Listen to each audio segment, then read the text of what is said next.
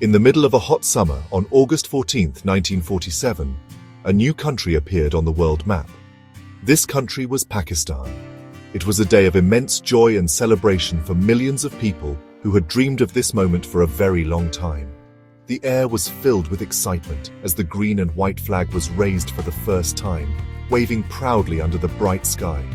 This flag was not just a piece of cloth, it was a symbol of freedom, a promise of a new beginning, and a home where people could live with dignity and respect, following their own beliefs and traditions. The man who made this dream come true was a great leader named Muhammad Ali Jinnah. We lovingly call him Quaid-e-Azam, which means the great leader. He was a very smart and determined man who fought for the rights of Muslims in British India. He worked day and night, using his powerful words and strong will to convince everyone that a separate country was necessary. His vision was clear. He wanted to create a place where Muslims could be safe, successful, and free to build a future for their children. He was the founding father of Pakistan, our first Governor General. Before 1947, the land we now call Pakistan and India was one big country under British rule, known as British India.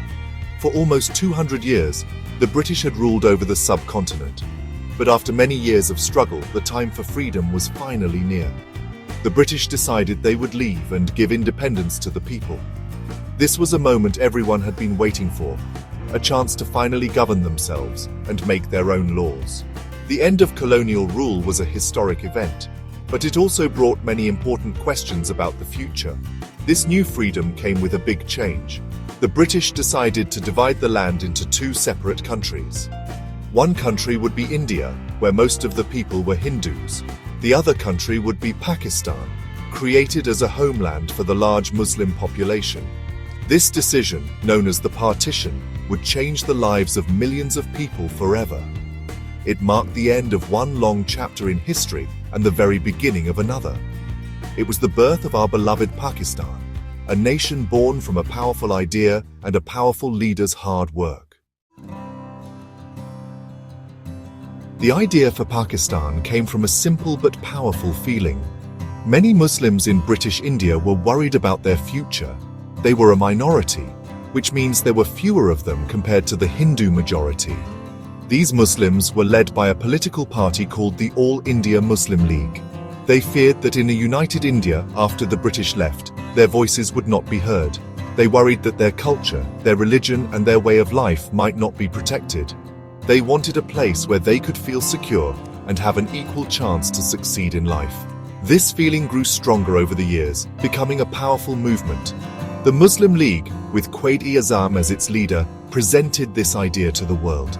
They argued that Muslims were not just a minority group. They were a nation with their own unique history, culture, and values. This idea is known as the two-nation theory. It explained that Hindus and Muslims were two different nations, and therefore they each needed their own country to live peacefully and prosper. This was the foundation upon which the dream of Pakistan was built, a dream of a separate, independent state. Quaid-e-Azam Muhammad Ali Jinnah was the heart and soul of this movement. He traveled all across the land, giving speeches and meeting people. He explained his vision with great passion and clarity, inspiring millions to join the cause. He wanted Pakistan to be a modern and progressive state where people of all religions could live together in peace. He promised a country where everyone would be treated as an equal citizen, with equal rights and opportunities. His message of unity, faith, and discipline became the guiding principle for the new nation he hoped to create for his people. Finally, after many years of peaceful and political struggle, the British government and the Indian National Congress agreed to the creation of Pakistan. It was a historic victory for the Muslim League and for everyone who had believed in the dream. The plan was to divide the provinces of Punjab and Bengal, where there were large Muslim populations. The western parts would form West Pakistan, and the eastern part would become East Pakistan. This decision was made, and the lines were drawn on the map, setting the stage for the birth of a new country. The division of British India, known as the partition, was a very difficult time. A British lawyer named Sir Cyril Radcliffe was given the job of drawing the new border, called the Radcliffe Line. This line cut through villages, farms, and even houses, separating communities that had lived together for centuries. It was a painful process that created a lot of confusion and sadness. People suddenly found themselves on the wrong side of a new border, forced to leave the only homes they had ever known. This division was not just on a map, it was a division of hearts and histories. What followed was one of the biggest movements of people in all of history. Millions of Muslims began a long and dangerous journey to their new homeland, Pakistan. At the same time, millions of Hindus and Sikhs traveled in the opposite direction, towards India. People left everything behind, their homes, their lands, and their belongings. They traveled on crowded trains, in bullock carts, or simply walked for hundreds of miles. The roads were filled with endless lines of people, all moving towards an unknown future, driven by the hope of safety and a new beginning. This journey was filled with immense hardship and terrible violence.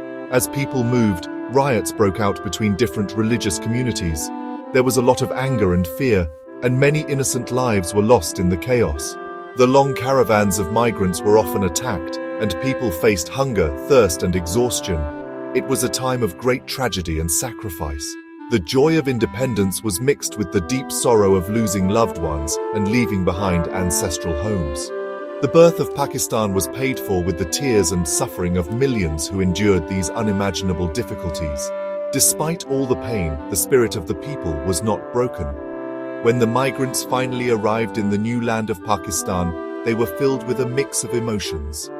There was sadness for what they had lost, but there was also a powerful sense of hope. They had reached their promised land, the country they could finally call their own. They were welcomed by their new countrymen, who shared whatever little they had. This shared experience of struggle and survival created a strong bond among the people. They were united by their journey and by their shared dream for Pakistan. The first days of Pakistan were full of challenges, but also full of hope. The new country had to start from scratch. It needed to build a government, create an army, and set up schools and hospitals for its people. Millions of refugees had arrived with nothing, and they needed food, shelter, and jobs. It seemed like an impossible task. But the people of Pakistan were filled with a new energy and determination. They were ready to work hard to build their nation. They believed in Quaid-e-Azam's vision and were inspired by his motto, unity, faith, and discipline. People from all walks of life came together to contribute. Farmers started to work the land to grow food for the nation. Businessmen began to set up new industries to create jobs and build the economy. Teachers worked hard to educate the next generation, and government workers tried their best to create a system that would serve the people. There was a strong feeling of national pride and a desire to prove that the creation of Pakistan was the right decision. Everyone wanted to build a strong and prosperous country that would make the world proud. The dream for Pakistan was not just about having a piece of land. It was about building a society based on justice, equality, and compassion. The founders dreamed of a country where the poor would be cared for, where women would have equal rights, and where people from all backgrounds could succeed based on their talent and hard work. This was the promise of Pakistan, a nation where Islamic principles of social justice and fairness would guide the way. It was a dream of creating a modern democratic state that would be a beacon of light for the entire Muslim world. Today, as we look back at our history, we remember the incredible sacrifices made by our ancestors. We honor the vision of our great leader, Quaid-e-Azam Muhammad Ali Jinnah. The journey to create Pakistan was long and difficult, but it gave us a home and an identity. The dream of building a better Pakistan continues in the hearts of its people. It is a dream of a peaceful, prosperous, and strong nation. It is up to every new generation to carry this dream forward, to work together, and to build the great country that our founders envisioned for us all.